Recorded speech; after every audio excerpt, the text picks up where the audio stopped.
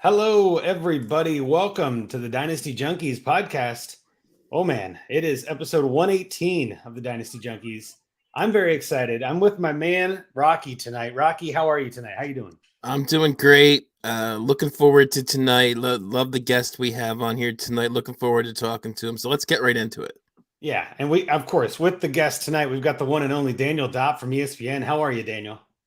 I'm doing great. Pumped to be here. Excited to hang out. Watching a little bit of Thursday night football. I don't know if I'm allowed to say that, but I'm certainly Yeah, doing it.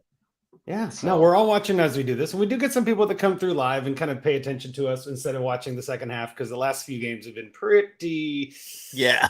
not smiley face. Let's put it that way. For the Amazon, it'd be yeah, frowny face. That's kind I of the think idea. So, was it the last two games the winner scored 12 points, I think. So well, yeah, last week was pretty good with that's right. I'm Arizona sorry. That and New was the Orleans. two before that. The two Before that that. was Yeah, brutal. yeah, So yeah. yeah. So again, Daniel, we're really glad to have you today. I know you're with ESPN. You're doing a lot with Fantasy Focus, obviously with the whole new format and everything. I really love what you guys have done with that. yeah. I think it's such a good time. Give us a quick rundown though, like with Dynasty, before we get into this too far. I know you guys tend to focus a lot more on redraft on that show, but it is a year-round show, and I know you guys do bring up Dynasty from time to time. But just so our listeners can get an idea too, what is your experience with Dynasty, and what do you think about it in comparison to redraft? I love it. It's kind of, I don't want to say it's more fun. It's because the aspect of redraft leagues has its own really fun element, right? That like you Yes. can't replicate within Dynasty, and so they're fun for their own sort of their own things. But I love Dynasty because of the fact that you're trying to build this franchise. It's almost like being, you're taking over like the general manager of a team, and it's trying to figure out. It's not just like, hey, I got lucky this one year, and a couple of my picks worked out. It's like, no, over the course of 5 or 6 years, I'm projecting and thinking and doing all these things that you're not doing. That's going to prove that I'm a better, team manager, and I can compile teams. Like I just that part is Oh yeah. fun. Like even Yeah. if I'm bad at it, even if I'm not the best Dynasty player, I still Yeah. think that part of the game is super fun, and I really love being able to do it. So we're in a Dynasty league. I started my very first Dynasty league was with my family a long time ago, like a bunch of my cousins back in the day. And we no longer do that anymore. But my main Dynasty league is with Matthew Berry and Phil Yates, Mike Clay, a bunch of the people from ESPN, from Focus and the fantasy show Just that some we used to do. Yeah. Just a bunch of people in there, yeah. Newcomers in the industry. Yeah. Um, and so it's been a ton of fun to be able to like have that as like a secondary outlet outside of our the regular redraft leagues we have or the guillotine leagues that we play in with each other, because like we're all in a bunch of leagues, but it's all Right. different kinds of formats because each Yeah. format brings its own kind of fun and like special pizzazz to it. You know what I mean? Oh yeah. Well, I mean, there's like Scott Fishbowl too, right? Everybody's in that, and then there's Totally. the Eliminators. That is John Bosch's mastermind devil creation of like negative for targets. Like just the amount of different settings you can have, I think, is just terrific. And to kind of hit back to your original point, Dynasty, I think, is the most fun because it's like Madden franchise mode, only in real life in a way. Yeah. Like you get to kind of take over all the different little aspects and be like, man, if I was on that team, I would trade this. Wait, I can do that. Let's go make that trade. And you can have trades in March and June and like when things aren't happening in that non-point scoring season. So really appreciate you coming on, and I'm excited to talk to you tonight. We got a lot of things to cover, but before we get too far into that, we got to support the sponsors because they're supporting us. Sponsorship, as always, support for the Dynasty Junkies is brought to you by Manscaped, who is the best in men's below the waist grooming. We've talked about these guys for weeks, big fans of them. Join over 6 million men worldwide who trust Manscaped with this exclusive offer. And I'm sure every other podcast has the same exclusive offer because that's how they roll. But it's 20% off and free worldwide shipping with the code Junkies at manscaped.com.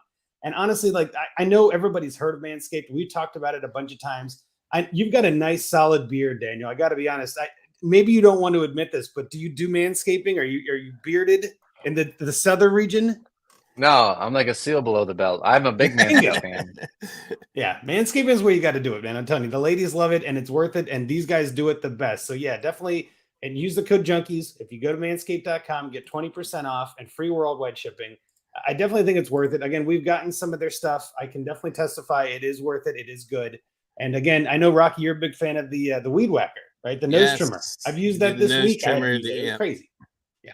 So anyway, we're a big fan. So again, go to manscaped.com, 20% off with code Junkies. So without further ado, let's get into our headlines for the week. And I want to make sure we use this because we have this. We were just talking about this. News and notes. That's right. Thank you, Brian Hart, for the drop. All right. So this week we got some crazy headlines. Injuries abound. And in Dynasty, obviously injuries hurt. And trades. And trades too. Yeah, but that's true, actually. And that's weird in the NFL. But there's just been a ton of news this week. Let's kind of get to it. Breece Hall ACL out for the season. That's terrible. Nobody wants that. Rookie running back being a stud and just doing a great job. Ouch. Really hurts his dynasty value. We're going to get into that in a rookie redraft. But Daniel, I guess what are your thoughts quickly on the Breece Hall ACL? Is that does that knock his value for dynasty? Obviously, it has to, right? It might knock it for me a little bit, but I still feel like I don't know. This is one of those things where ACLs is tough because everybody's different, and I'm not really sure how you decide. The way his body's going to respond versus someone else's body. From that standpoint, a lot of that would be based on faith and some of what you've seen and. Some of what we saw from Breece Hall was pretty stinking good, from that standpoint. So at least you have some faith because it's not like, oh, no, we heard about how good this kid was supposed to be, but then he got hurt, so we were never able to see it. Like, you were definitely able to see it. So I don't know how much it's going to move him down. Maybe we'll find out. Maybe that's like a little bit of a tease to something that we're doing later on in the show. Yeah, that's right. Well, like you've done this before, Daniel. Sorry. Yeah. That's okay. No, that's perfect. What about you, Rocky? It's a pro move. Yeah, it doesn't knock it down much for me, as we will see later. I just like Daniel said, we've seen how good he is. Rookie running backs, you always see kind of the thing where they don't like to give him the reins right away for the most part. Unless it's like Saquon drafting the top 5 or something like that. But he managed to kind of pull that lead role very, very quickly and move ahead of Michael Carter. They basically gave Carter some decent snaps like the first game or two, and then it was Breece with a little Carter sprinkled in. So yeah, I like you said, you get to see a response to the ACL. I don't think I from what I've heard that it's kind of that massive ACL, PCL, all this other kind of stuff going on, kind of like what we saw with Dobbins. So I'm kind of hoping that it is one of the more on the leaner side of recovery, kind of more the 6 to 9 month range, and before next season he'll be good to go. And in that case, it doesn't do that much for me in terms of knocking his value down. I think we've gotten trades in the Junkies league for him, or at least one, and it was a low ball offer, I believe. Yep. And yeah, we turned it down, even though we're contenders. We're undefeated in that league, and we're just like, no, it's Breece Hall. So I'm right on board with Daniel. Yeah, I'm not abandoning ship, but obviously the Jets felt like they had to make some moves. They didn't get a low ball offer for Breece Hall, but they traded for James Robinson, and I think they actually sent, what was it, a 6th-round pick? Like that's not, it's not much in all honesty. And they get a solid running back in James Robinson, who clearly wasn't being used on the Jags. It didn't look like they really wanted to bother with him. And now, again, you mentioned Michael Carter, but Michael Carter, James Robinson, I guess, Daniel, which one of the two would you prefer both for this season and in Dynasty? Do you think both of them are still worth holding in Dynasty? Yeah, I think I would prefer Michael Carter still from that standpoint. I think this year he's going to have more value. I don't dislike James Robinson, but I do think that Michael Carter is a slightly better player from that standpoint. I like his pass catching ability. I like the way that they're going to utilize him within this offense. And as much as we love James Robinson, I love James Robinson's story probably more than I love James Robinson's actual fantasy production. If I'm just going to make it about numbers, and I hate to do that, right? Because fantasy is an emotional game, and we don't want to do that. But if I had to, that's probably where I would be on things. So I don't know. I still think Michael Carter, understanding there's a cap in that value because of the Breece Hall, Breece Hall still being there, but this, at least from him, I like him not just this week, but rest of this season. And I still think that from that standpoint, I like him more than James Robinson in Dynasty. And same with you, Rocky. I just got to keep agreeing with Daniel, even though I'm a big James Robinson guy. A lot of his value has come from volume, and I don't think he's going to get that volume with the Jets. They're not giving Zach Wilson a ton of volume, so that should help.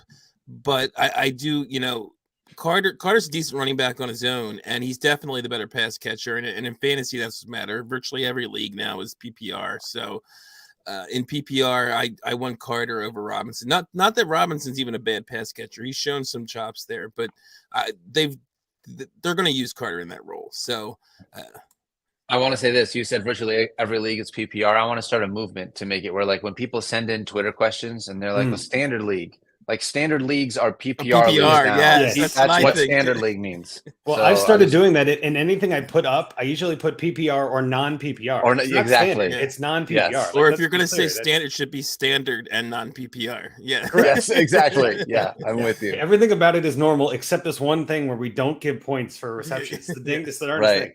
thing. And I think you guys are both hitting the nail on the head. For me, I'm not saying I'm avoiding both, but it's going to be a 1A, 1B. And I think it's all speculation right now. We have no idea how this is going to shake out. This could be one of the situations where Michael Carter goes off for 3 touchdowns this week and everything changes. And we, oh my goodness, James Robinson is nothing.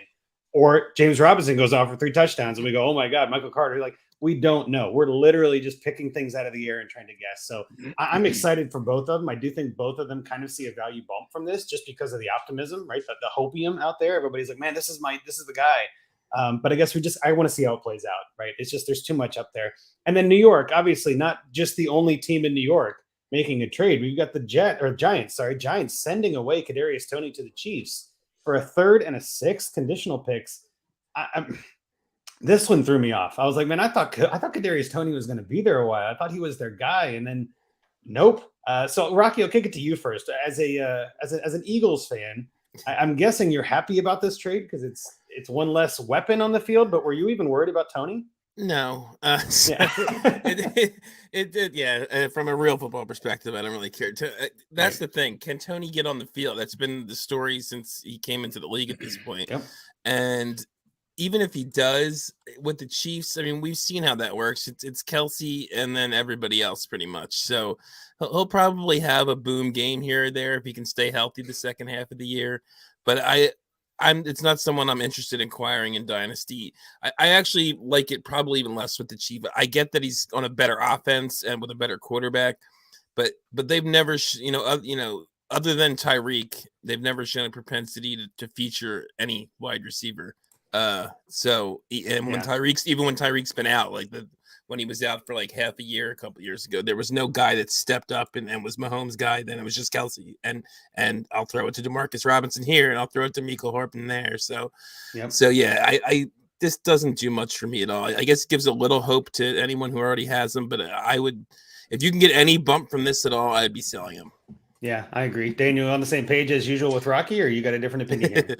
Nope, I'm actually with Rocky. I think if you roster Kadarius Toney, this just gives you a little bit of a bump as to like something else to hold on to, but really nothing else. So you're not like reaching out for him for any reason. I'm not going out and trying to acquire Toney. That's for sure. I think this might hurt Sky Moore, and it maybe says more about Sky Moore on the Chiefs not being their guy, and all. There's some negative with that and all that. And we'll see how this all shakes out. But I think that's interesting that we saw these 2 big trades out of New York, which again, I mean, I would consider them big trades for the NFL. These kind of things just don't happen. And we are coming up on the trade deadline. But again, those are some interesting news pieces. On the injury front, again, that we got J.K. Dobbins officially going to IR, obviously not playing in tonight's game, firing up the Gus bus. Let's get running, right? Well, he's got 4 carries for 18 yards in the first half and is kind of a snooze fest. He's not 100% maybe, and they're kind of leaning on him a little bit. But I mean, Dobbins again for I don't know, for Dynasty, does that really change your value much, Daniel? Do you still think he's the guy next year, I guess, in Dynasty? Are you still holding him? I held on to him this year in a keeper league, not a Dynasty league, but in a keeper league that I do where we got to keep 4 keepers based on the salary and everything. It worked out where I felt like Dobbins was good value for me to be able to do that. I won't do that again next year, probably. Yeah. I feel like from that standpoint, the way that the Ravens utilize running backs, still the idea that J.K. Dobbins, even when healthy, like there's so many guys here in this backfield, we haven't seen just one guy be the guy in a couple of years. Yeah. So even with him being healthy, I was hoping, even though Stephania Bell was very adamant coming in, she had some trepidation on J.K. Dobbins. Like I was hoping, young kid returning, maybe the right situations play out, and it just doesn't feel that way. So probably not a guy that I am looking at from that standpoint next year. I would, hopefully things turn around. Always wish the best for the player, but not for the game. Well, and on the other end of that, I guess, are you excited for Gus, Rocky? Do you think that Gus is going to be the guy? Are you leaning on him, or are you not excited at all? I mean, you mentioned tonight wasn't too great. He did score 2 touchdowns last week. Yep. So he's going to be, when Lamar's not running it in, he's going to be the goal line guy until Dobbins is back. But I mean, if you can get him for like a third, I'd be cool with that. But I don't think a lot of people are necessarily going to sell him for a third. Nope. So Yeah, I mean, Dobbins isn't out for the year or anything, so I don't really. I think he'll be a nice little fill-in if you already have him, but that's about it. It's basically what you're hoping for is touchdowns, because I don't think he's gonna put up some big yardage games or get many catches. Gotcha. All right, now we'll kind of run through the next few of these kind of in a batch and get to our midseason rookie redraft. We want to keep it moving, but obviously the other big news that kind of came out today was Jamar Chase with a hip injury. My Jamar Chase, my Uno on the Bengals, out 4 to 6 weeks. Obviously, that's not ideal. That's not what we're looking for here. Mike Williams obviously is out too. Daniel Bellinger is out with an eye injury. Just a couple of others. That, I mean, again, there's so many. We don't have time to go through them all. But I mean, just the Jamar Chase one, I think, is going to be the most affected in fantasy. He's obviously, if not the number one, maybe the number 2 overall dynasty player in one QB, and even in some superflex leagues, I saw him going that early. But I guess just real quick, Daniel, any of these other injuries that are moving the needle for you in dynasty, or is it just kind of normal run of the mill football? It's just how it goes. Yeah, I think from a dynasty perspective, there's nothing that changes the long-term prospects of anybody that I've been thinking out. At least not like recently. I'd have to think maybe a little bit harder on it, but I feel like most of the injuries that I'm thinking about are more season-long, impact than dynasty impact. Yeah, these are going to be a couple players in and out here and there. And our friend of the show in Dynasty Junkies 2, Jesse Schott, have Boyd and Scott Fishbowl so happy I took him. I'm with you, Jesse. I got a really nice Bengals stack now because I've got Burrow, Boyd, Higgins, and McPherson in Scott Fishbowl. It's been doing pretty well already, but now, I mean, the next 4 to 6 weeks could be stellar. But Rocky, just before we move on, any of these other injuries you want to bring up or mention? No, and Jesse took the one point I was going to make. It's just that this is nice for Boyd. I mean, we've seen him have a couple really nice games in the first half of the season with all 3 guys there. So you would expect his volume to increase, and they've been passing the ball more anyway. So he's another guy. Like I might even be willing to give a late second for these next 4 to 6 weeks, because I think he's going to be really nice flex play for you. Yeah, that's going to be interesting to see where his value kind of settles, and it kind of depends too on if the Bengals put Chase on IR or not. I think that'll make a big difference, because there's some speculation that they may not, and that they may only give him 2 or 3 weeks and try to get him back. But if he goes on IR, that's going to be a tricky one. So kind of wait and see what goes on there. But let's get into the meat of this. I know this could take a little bit of time, and we want to make sure we keep this moving. But obviously tonight we want to do a midseason rookie redraft. It's always good to look back halfway through the season and say, all right, where are we with this? Are these rookies who we thought they were? Were there decisions and were there choices made that may have been incorrect? Yes, there were definitely some, but I think some of them were still accurate. We're going to go in kind of a quick little snake draft for the 3 of us. And we're going to start with Rocky at the 101. I gave you the 101, figuring I still think I know who this is going to be. We are going to count this as Superflex tight end premium. So I think, Rocky, go ahead. Who's that much? I don't think so years, either. Yeah. Ironically, this is one of the few years it did. Who's your 101, Rocky? Who you think? As I alluded to earlier, it's still Brees for me. And if you're someone who's like if you were actually somehow doing a midseason rookie redraft and you had earned the 101 and you were a bad team, getting Brees without his points might even be a good thing. So you can get another good pick next year, add Brees and maybe Bijan Robinson or something, and really start killing it. So, but I kind of said it all earlier. I think he's probably back by the beginning of next season.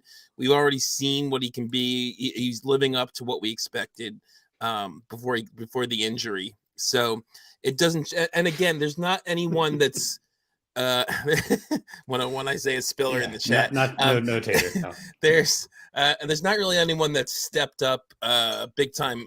That went after Brees in rookie drafts, that it's like, oh, I got to take that guy. So for me, it's still Brees Hall. I totally agree. Yeah, I don't think there's a whole lot of discussion. I think Brees Hall, even with the season-ending injury, is just such a stud. Already showed it. It's not speculation. We know what he can do. So, Daniel, you're up next at the 102. Who you got? So I think for me, I'm going to stick with the running back position here, actually. And part of it's because I've got a crush on a man named Kenneth Walker III. Yeah. Watching him out of Michigan State, the way that he just dominated on the ground out of there. And we were wondering, coming out, of college, what's he going to look like in this backfield? Unfortunately for Rashad Penny, gets hurt a couple of weeks into the season, and he looks like the real deal. I mean, Ken Walker, from everything that you look at the last 3 weeks, 14.8, 19.0, 28.7 fantasy points. That's full point PPR. But he has been absolutely dominant on the ground. The Seahawks are utilizing him a ton.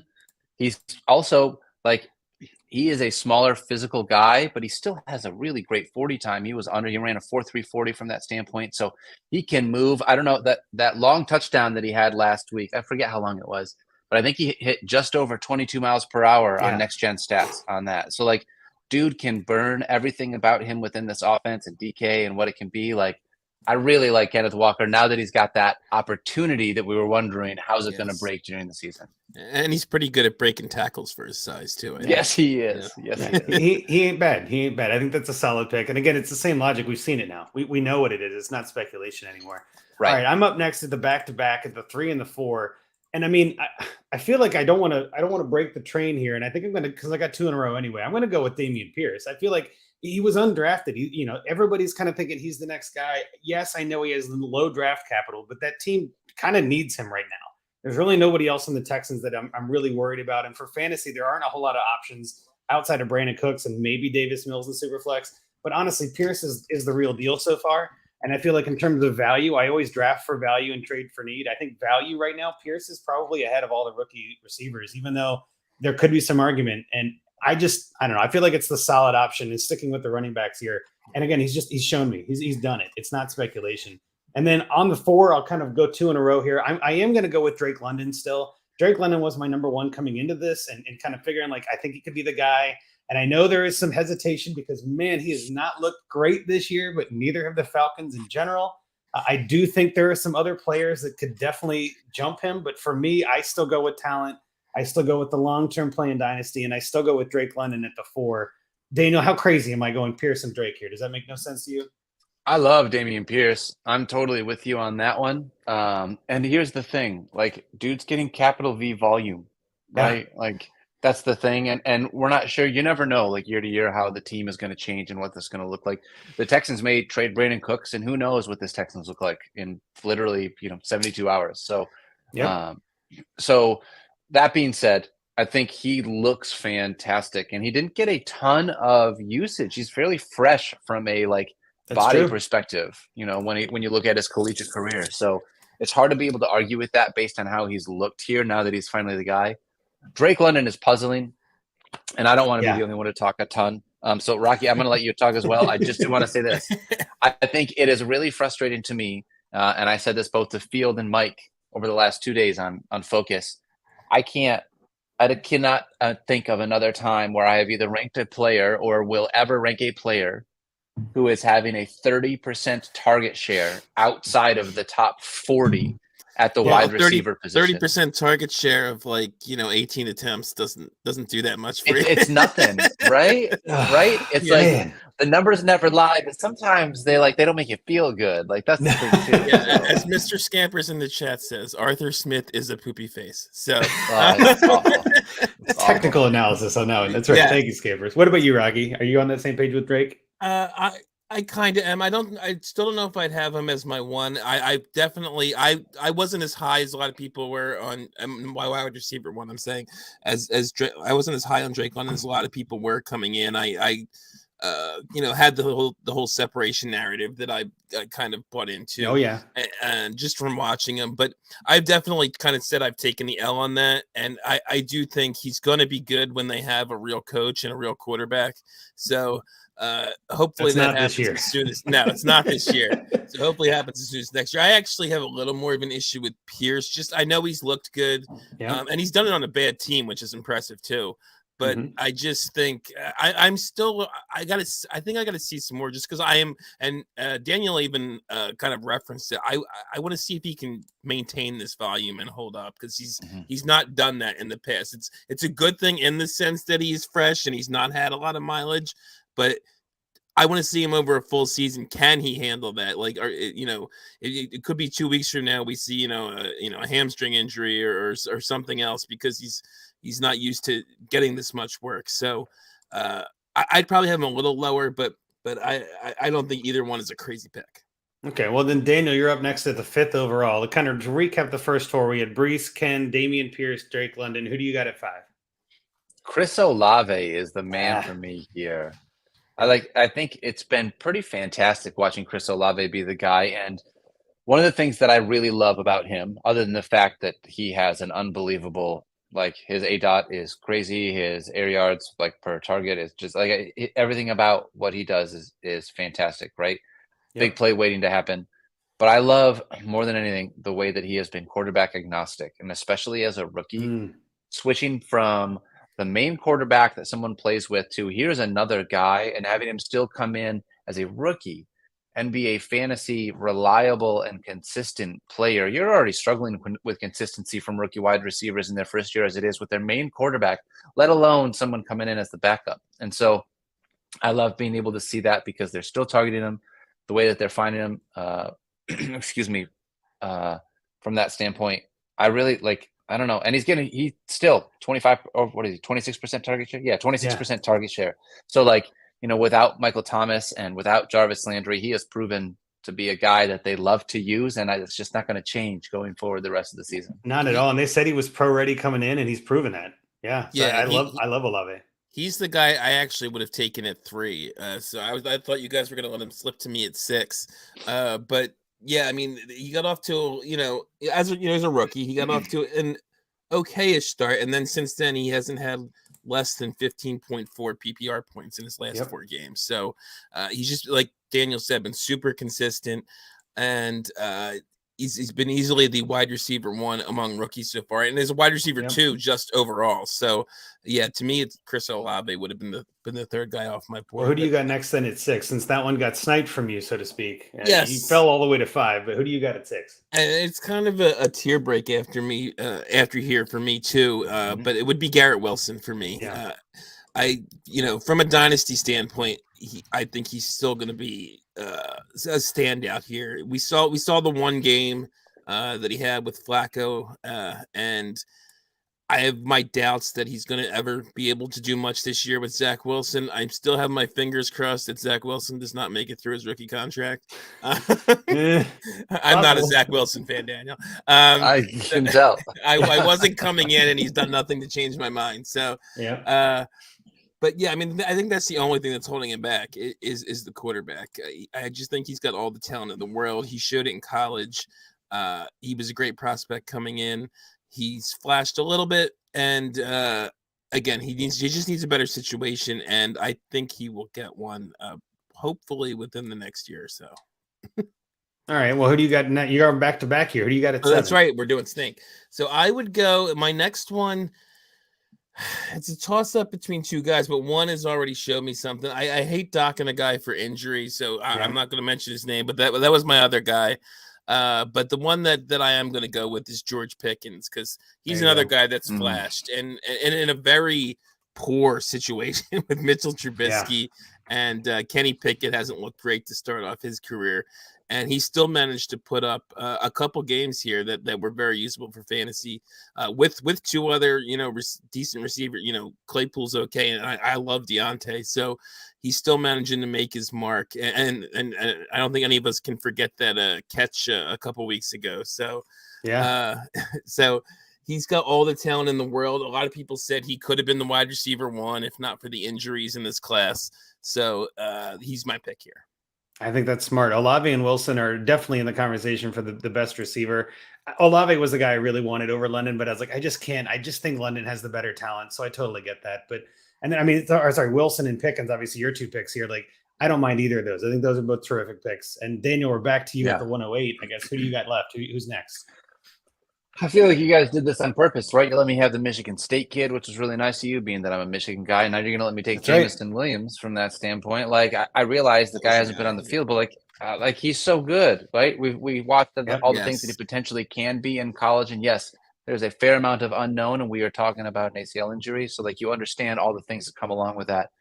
But I think understanding what this Lions offense can potentially be and some of the explosiveness, although we've watched it struggle and sputter here the last couple of weeks, I think the ability for him, DJ Chark has not been that guy to unlock or take the top off the defense, right? It just hasn't happened. So I think from a still long-term play, Jameson Williams, I think, is the guy because no one else has really come up and just established themselves ahead of the unknown that can be how good this kid can be. Yep. And I think it's kind of it's an interesting argument too. Like London not doing much this year. I mean, obviously getting target share, like you said, but not putting up points. Would it have been better to have been on the bench like Williams and not show the negative, right? I mean, Drake London had all the positives and the upsides coming in, and now we see the floor. With Williams, we haven't seen the floor. It's still hope. It's still optimism. It's still upside. So that's an interesting angle there. Yeah. And I think too, just to kind of keep this moving, I'll kind of pivot into my next two. I'm surprised, but not surprised. But I'm going with Kenny Pickett here. I mean, honestly, it's super flex and it's super flex draft. I don't think we can really. I mean, he got the quarterback starting job earlier than a lot of people thought. There were some people that were like, "Oh, are they going to start him this year? Is it going to be Trubisky?" But in super flex, in rookie drafts, I love taking quarterbacks because their value tends to be higher. And I think right now I could probably trade Jameson Williams and get Kenny Pickett. I'd have to add to Jameson Williams to get Kenny Pickett. You know what I'm saying? Like, I can't just trade him straight up. I think everybody's going to want more because the quarterback is so valuable. And honestly, the quarterback play in the NFL has just been brutal for fantasy. We've seen some really, really, Brady, for instance, and Aaron Rodgers and Matt Ryan getting benched. And just like there's so many bad quarterbacks. I mean, Marcus Mariota is a starting quarterback in the NFL. Like, that's where we are. You know what I mean? Like, that's how bad it is. So give me Kenny Pickett here. I think that's far enough for him to fall. I'm fine with that. And then at 110, I'm kind of surprised again here, but not really. But Brian Robinson, I got to be honest, the kid got shot and is a beast. I still think he's going to be the guy for Washington. And Daniel, I can see on your face you were hoping he would fall to you. So why don't you talk about Brian Robinson? Well, it's just like they love him. They've made that so unbelievably clear. I mean, the fact that they drafted him in the third round, like whether I agree with it or not, and I'm not saying I don't, but like Ron Rivera, just like it's like, who is Antonio Gibson? Like, he literally doesn't. It doesn't make a difference what he's done for this team. It doesn't make a difference all the things that he brings to the table. They want J.D. McKissick to be the pass catching guy. They brought in Brian Robinson, and they want him to be the guy that's like plays between the tackles on first and second down. And like Antonio Gibson, I guess, plays this hybrid role, but they want to. As soon as they had a chance to bring him back after getting shot, he immediately came in and had a bigger role than Antonio Gibson. Like, what else are we supposed to take away from that? Yeah, he's the stud. He's the guy we wanted. And Rocky, I'll kind of give it to you real quick here. What are your thoughts on those two, Pickett and Robinson at 9 and 10? Yeah, I mentioned Pickett earlier. I think you kind of almost have to take Pickett because he's a starting quarterback there, and it's a super flex draft we're doing. But I don't like Pickett and his tiny hands. I mean, I thought he was okay coming out, and he's a rookie, so I can't hold his first couple games against him too much. I'm not sure how well he's going to do long term, and again, he's probably going to hold a job for a while because he was the 20th overall pick. But I don't know that the talent's there. So, but again, I probably would have picked him at 9 or 10 too. So I can't fault you for that. Robinson, we'll see. I agree with everything Daniel said about how they love him. I'm just not as sold on the talent, and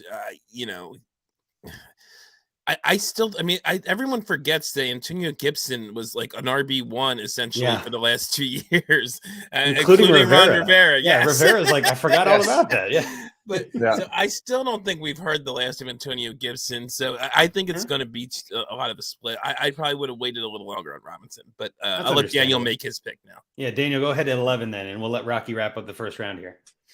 So I think for me at 11, I'm going to go with Brian Robinson's teammate, and that's Jahan Dotson. There you go. And it's a little bit tough because he hasn't really gotten a ton of volume, right? Like, he's made his plays by getting in the end zone, and it's really tough to be able to bank on touchdowns. When you're talking about fantasy points from that perspective, that's where so much of his scoring has come from this year. However, the guy is a big playability. You watch him from that standpoint. I think you also know that within this offense, Curtis Samuel, as much as we really like her, or as much as I like Curtis Samuel, hasn't been able to stay healthy throughout his career. He has a very low average depth of target. Like, they want to utilize him towards the line of scrimmage quite a bit more. That's not where Jahan Dotson is used. And so for me, if I'm just looking long-term at what it is that he could potentially be, we've watched him make some big plays here. And I like, the potential that he has, especially if he develops into the number 2 guy within this offense with somebody that isn't currently on the roster under quarterback in near recent future seasons. No, that makes total sense. Rocky, you with him on that Dotson love? Yeah, I mean, I don't know about love. Dotson but but yeah, I mean, and as he was saying, he's already shown some. He's been a red zone threat for them, actually. in terms of getting some touchdowns here. So he would have definitely been in this first round here for me at right around where he was picked. I have one guy that I'm going to pick that I still think I'd put ahead of him, which is Treylon Burks. There he Again, is. I'm not going to hold injury against the guy. And he was actually, he wasn't getting enough routes earlier in the season, which is a problem. Yes. I'm sorry. Isn't that just how the Tennessee Titans treat their wide receivers, though? Yeah. I guess but he was performing well on a per route basis, and I still think I love the talent of him coming out. He was actually my wide receiver too after Wilson coming into the rookie drafts this year. So I still believe in the talent. He did, like I said, he did not do much for fantasy at all, even when he was healthy. But like I said, on the snaps he got, he was performing fairly well in terms of fantasy point or yards, I think, per route run and things like that. So I think he definitely still needs to be in the first round. So I would take him here at 112. No, it makes total sense. And I think Treylon Burks was the one I was curious if he was going to still be in the first round, but looking at DLF ADP from May, which is the last rookie draft ADP that they have, there are some names missing, of course, if we go with our top 12, but real quick, let's run through all 12 real quick. We got Breece Hall, Ken Walker, Damian Pierce, Drake London at 4, Chris Olave, Garrett Wilson. At 7, George Pickens, Jameson Williams, Kenny Pickett, first quarterback, only quarterback. At 10, Brian Robinson, Jahan Dotson, and Treylon Burks finishing up the 12. But then there are some names missing, like Christian Watson, Sky Moore, James Cook. Where did James Cook go? I called that from the beginning. I'm just going to say it here. But those guys have had really rough years. And I mean, Damian Pierce was 16 overall, so obviously that's high. But then Isaiah Spiller, where'd he go? David Bell, John Mechie, who got hurt, obviously. There's a whole bunch of other names in there, but I think this is a pretty good shakeup. I think this is pretty good overall with where we are. There are some little things here and there that obviously we'd all have different opinions on, but for the most part, the rookies this year, looking back, I don't think we missed too badly. I think there were a couple of misses, but that happens all the time. For the most part, having 9 of the top 12 still in the top 12, I think we did all right this time, everybody. Good job. Yes, Dana. I will say this really quickly. One of the guys that I was hoping was going to turn into something more was Tyler Algier. Yes. And it's a little frustrating because actually everything has literally broken right for Tyler Algier to get all the things that we wanted, right? But it's just kind of a low efficient, kind of like the low efficiency kind of offense. There's just not a whole lot of this, like Smith, unless he gets in the end zone, right? Like it's so tough. But no Cordero Patterson, he gets like all of this volume. And so that was one guy that I was trying to think about. Is there any way to be able to say I would want to move him up? And it's like he's getting so much volume and doing so little with it. Unfortunately, it's tough to have him much higher. But still, someone that I think about.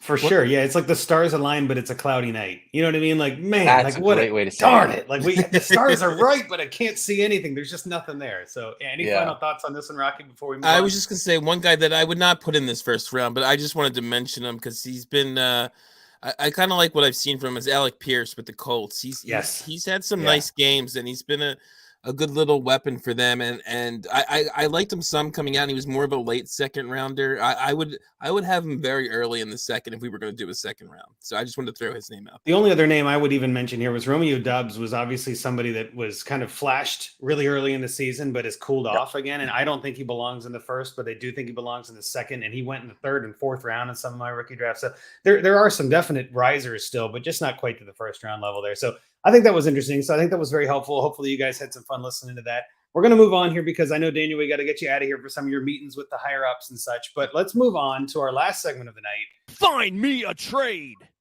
Find me a trade. Had to play it twice. It's so nice. Awesome. So we're going to do Find Me a Trade. This one is submitted by Steve K. I'm not going to pull up the roster. I'm just kind of reading through it here. But the league is the High Def Dynasty League. And his team is Shut Up Fool, which is an 18-themed league or team, which is just terrific. The picture is just staring me in the face. It's a 14-team, 1 QB, PPR, 1.5 or 0.5 extra tight end premium with Devy League, with Devy spots. It is only start 7. For a 14-team, start 7 is pretty light. And again, it is 1 QB too. So quarterback, running back, receiver, tight end, and then a running back, receiver, a receiver, tight end, and then a full flex. 26 roster spots, 2 IR spots. He submitted this team about a month ago. He said in the submission that he was contending, but not a top 3. Unfortunately, he is currently 2-5.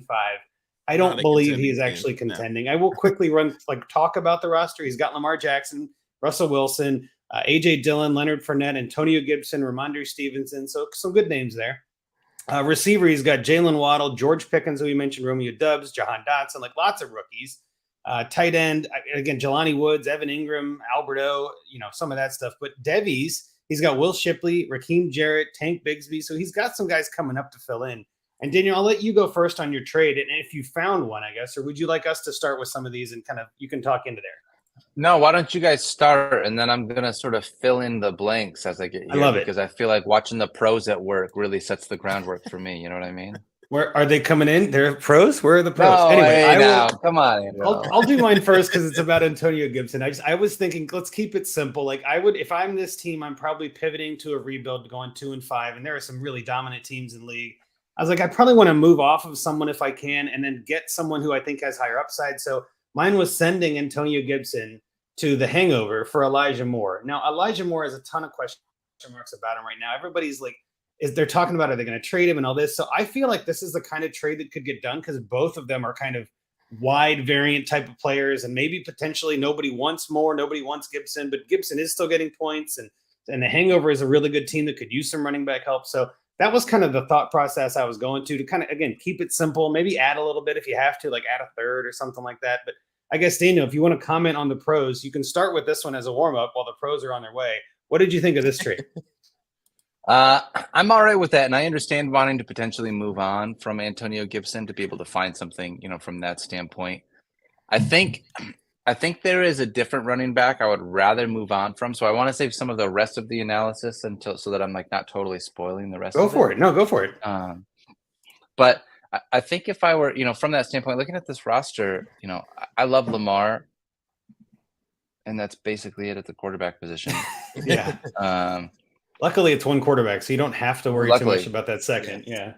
And I do really like the young grouping of wide receivers. Obviously, you're really hoping that things work out, right? Jalen Waddle, you really love. George Pickens, you've seen stuff from already. Jahan Dotson and Romeo Doubs, you're excited to see like what the future can be with them. But I think I look at this and like, Ramondre Stevenson is great.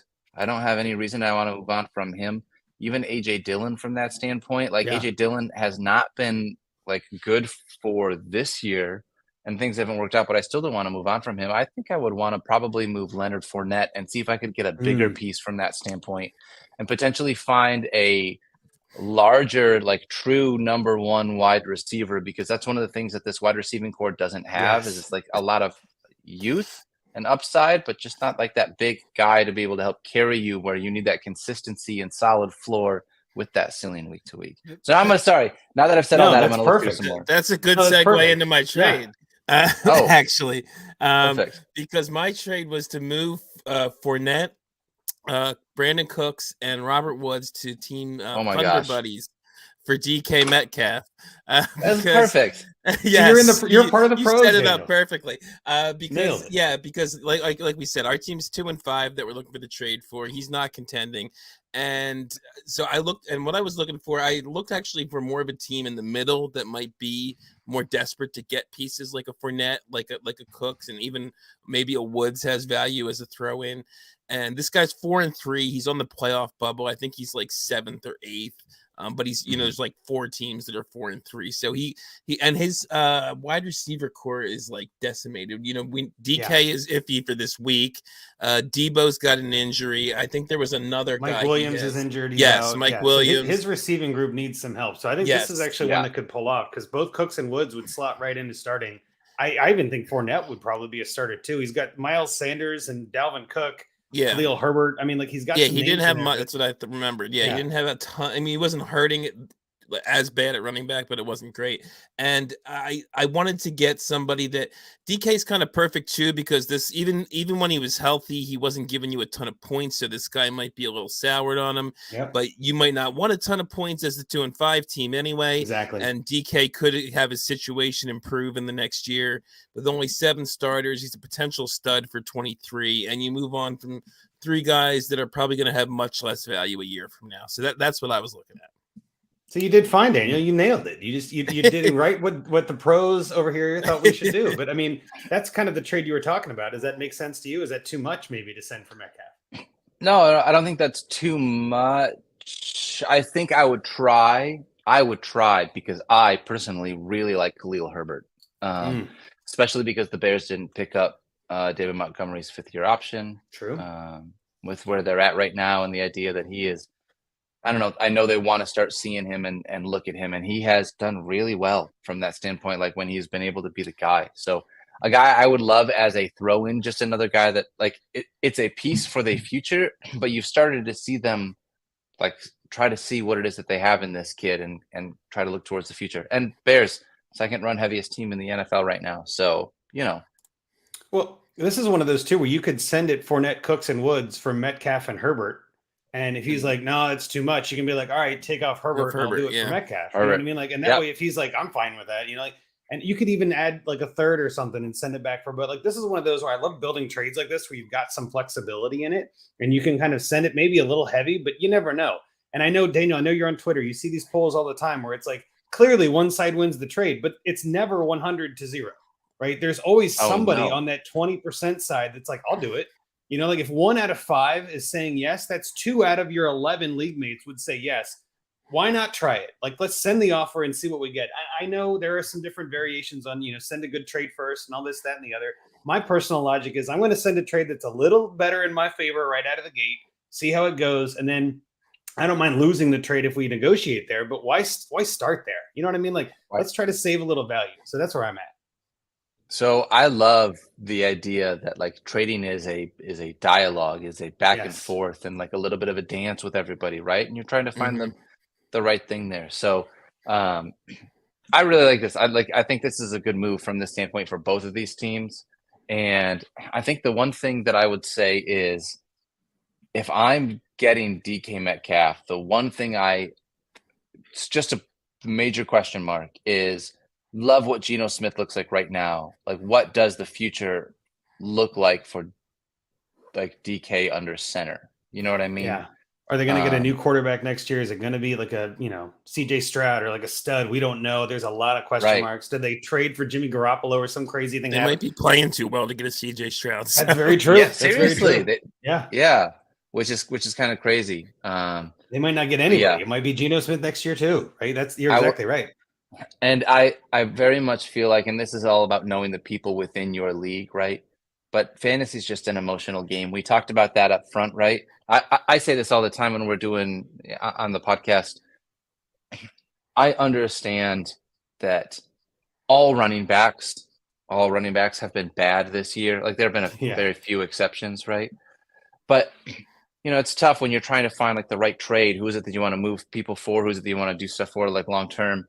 And I think for me, I love being able to figure out or talk to like who is it within the league that loves these players? Who is it that's this person's fan, or who is it that's this? Like fantasy is an emotional game, and when you get fed up with somebody or when you get tired of something, like you're ready to be able to move on. It doesn't make a difference if it's like logical sometimes or not. It's just like, hey man, I'm out.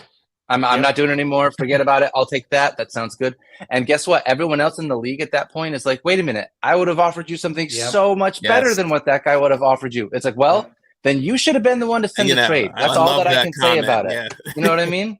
Yes. Yeah. So, and I love when I pulled those off where I got the deal, like where I did the great job getting the deal. And then somebody sends me the offer they sent the other guy. And I'm like, I just traded. No, I'm not trading him away. Yeah, like I just got him. Like I don't care that that's more value than I sent. Like I just got the guy. At the same time, too, you hit the nail on the head. Dynasty is supposed to be the long game where you build this roster forever. It is the most overreactional industry thing I've ever seen. Everybody overreacts so much to 1 week. And it's like, I'm out. I'm done. I'm over it. Like Javonte Williams is just dust now. You know what I mean? Like what happened there? Like that guy's still great. I think he's going to come back. I think Dynasty is more reactionary even than Redraft. It's I was crazy. Say the same thing. Yeah, I think it's weird. Dynasty, because you're looking to the future. When the present changes, the future changes. And so there's this like butterfly effect. And the whole future goes away. And it's like, well, now he's trash. Like, come on, hang on. We don't know that. So, I think you're entirely right. But also, I tell people, and speaking about like knowing your league, there have definitely been times where I go in the chat and I'm just like, I'm drunk and looking to make a trade. Let's make something happen. Like now's the time. Like my walls are down. I am willing to hit smash accept when I shouldn't. And then the next morning, oops, a daisies on that one. Like, nope, can't take it back. But that trade happened, So I think that's always a fun one to do. So just to kind of keep it, it's a game for fun, guys. Like, let's not be too serious here. If you're not having fun, you're doing it wrong. And if you're having fun, who cares how you're doing it? So just go out there and have a great time. So with that, I think we're going to wrap this up. A nice short show for this week. I know I think this might be a record for us, Andrew. It's close. The Ravens just scored again, so they're now going to be in the lead, which is going to be terrific. So that's going to be fun for our listeners later on to follow along. But anyway, Daniel, before we go, let everybody know where they can find you and what you got going on if they don't know who you are. Yeah, you can follow me at Daniel Dopp on Twitter. On Instagram, I am at something to break. And then you can listen to me Monday through Thursday on the Fantasy Focus Football Podcast on ESPN with Field Yates, Mike Clay, Stefania Bell, and Liz Loza, and our good friend Eric Moody. I also write a column with Liz Loza every week called Fantasy Improv. And then on Monday night, I do Monday Tailgate with our friends Aaron Dolan and Scooby Margeza. Aaron gives us all the sports betting stuff that you need to know heading into Monday football. So, and I break down a little bit of the Monday Night Football game, and we have fun talking memes, looking back at all the fun stuff that happened over the week. So come find me anywhere that you are looking at ESPN fantasy stuff. I will likely be there, and hit me up on social. I would love to be able to chat. We'll be friends. No, we're big fans of you. Thanks so much for coming on tonight. I know that, again, you're a busy man with a lot going on, but like you said before we started, like everybody's busy this time of year. This is a crazy time. Yeah, man. It's football time, man. I'm happy. This is a good time. So thank you so much for that. Obviously, follow us at Dynasty Junkies. Rate and review, subscribe on the podcast. Follow us at DAP Network, the Dynasty Addicts Podcast Network, DAP_network on Twitter. If you're subscribed to the DAP Network on YouTube, you can watch us live and see Daniel letting his gorgeous hair down here at the end of the podcast. The flowing manes are out. This is exactly right. It's pretty big. It's pretty big. I was gonna say it's a lot of party in the back. You're doing a really good job. It's a lot you're keeping down there. It's real long. Most people don't have any idea when I put it up in the bun how long it really is. You got to come check it out on YouTube if you're listening on the podcast. But obviously, I'm Andrew Hall at Andrew Hall FF. We got Rocky at Dynasty FF Addict. Make sure, again, like I said, rate and review. We love that. And obviously, too, send us a trade. If you've got a league and you've got, looking for some trade love, we bring these on every week. We do a listener trade. Find me a trade. You can find it on the pinned tweet. You can find it on my pinned tweet. Send us a DM, whatever you want to do. We'll get it to you. But with that, Rocky, you want to kick us out of here? Yeah, I just also, again, want to thank Daniel for coming on. This has been a great show. Actually got us to streamline things a little bit for once. Like, Daniel, we told you before the show, we have a tendency to go like 90 minutes. And for us to finish a podcast in under an hour is kind of amazing. I also want to thank everybody. We had a lot of people in the chat tonight. Yeah. Not surprisingly. Jesse, Taterwolf, Kyle Stenner popped in, friend of the show, Mr. Scampers. I want to thank all of you guys for commenting and watching live. But with that, I will finish up with a Junkies out.